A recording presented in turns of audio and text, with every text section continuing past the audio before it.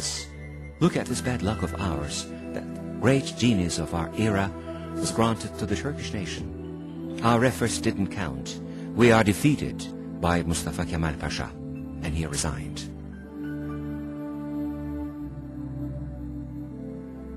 Upon the defeat in the First and Second Inönü battles, the Greek government, who decided to completely destroy the Turkish army in the establishment stage, had equipped the units with new weapons and vehicles, reinforced the staff with the support of the English, and the Greek army started to march to Sakarya under the leadership of Papulas, and started to fight with the attack from Haymana on August the 23rd, 1921. The weapons and ammunitions of the Greek were much more than those of the Turkish army.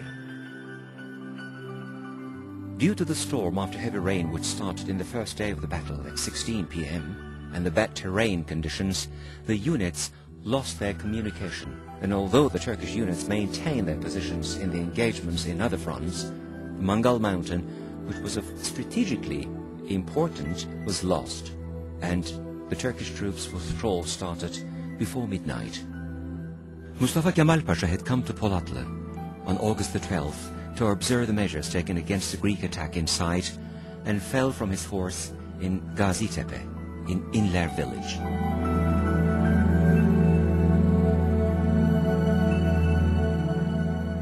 Despite his broken rib and the insistence of the doctors, he'd come to the front on August the 25th and boosted the morale of the units in the Mangal Mountain by hiding his pain and a bandage on his chest. The same day, engagements had spread all over the front after the Greeks started attacking from Beylikköprü, and the length of the front was nearly 80 kilometers. The Greek flag was streaming on Türbetepe, which was emptied on the morning of August the 26th, and Yıldıztepe was about to be lost. His charcoal heart was burning for the Mangal Mountain. Kemal, son of Nuh, wasn't hiding his tears.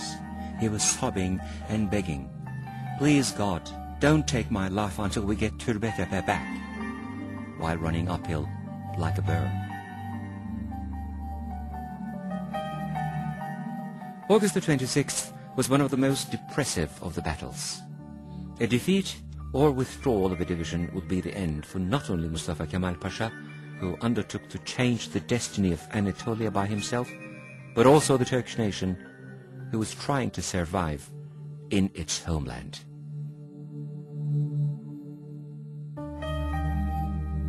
In the meantime, the King of Greece, Constantine, was residing in a mansion in Eskişehir and looking forward to hearing good news from the front. His son, Crown Prince Yorgo Papulas, was waiting in Papulas' headquarters. Prince Andrew was commanding the 2nd Greek Corps.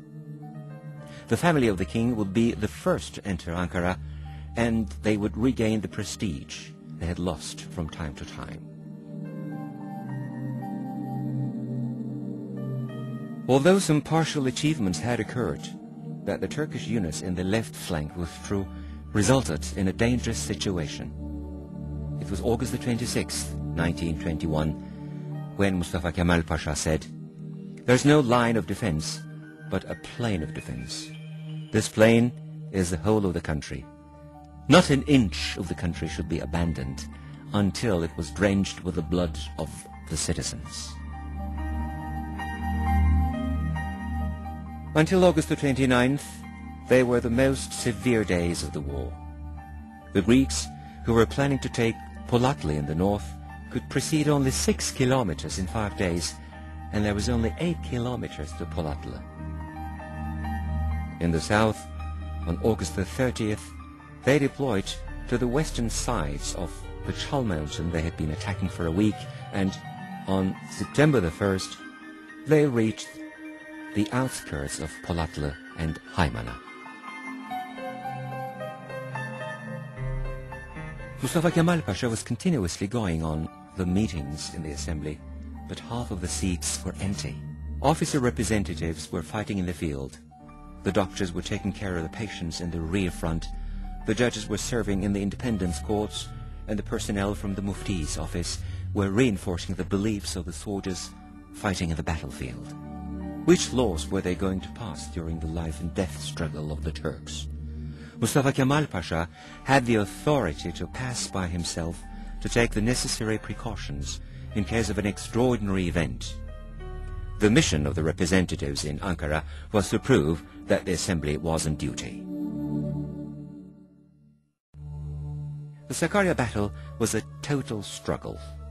Women with their babies and young girls without shoes were carrying food and ammunition to the front on two-wheel carts, and women in villages near the front were cooking for the soldiers defending the homeland heroically.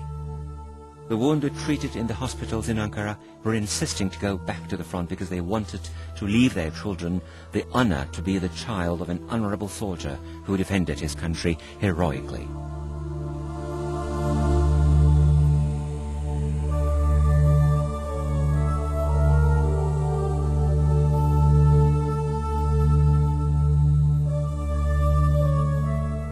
The Greeks approaching 60 kilometers to Ankara after the Chal mountain was lost on September the 3rd would seize Polatlı, and thus Polatlı railway station, which was an important shipment point, and Haymana, and then left the door ajar to Ankara if they were to move a little. The first 11 days of the battle had passed with the captured and lost hills, hundreds of martyrs, suffocating hot weather, hope rising often, sometimes hopelessness. It was understood that the Greek units were undergoing a collapse from the information obtained from prisoners of war and the stagnation observed on September the 4th. Now, we were beginning to have the advantage in the battle. It was time for vintage in Erkilet, vintage for the beauties. It was the doomsday in Chal mountain. Ankara, catching the breath, was listening to the sound of guns in the silence of desert.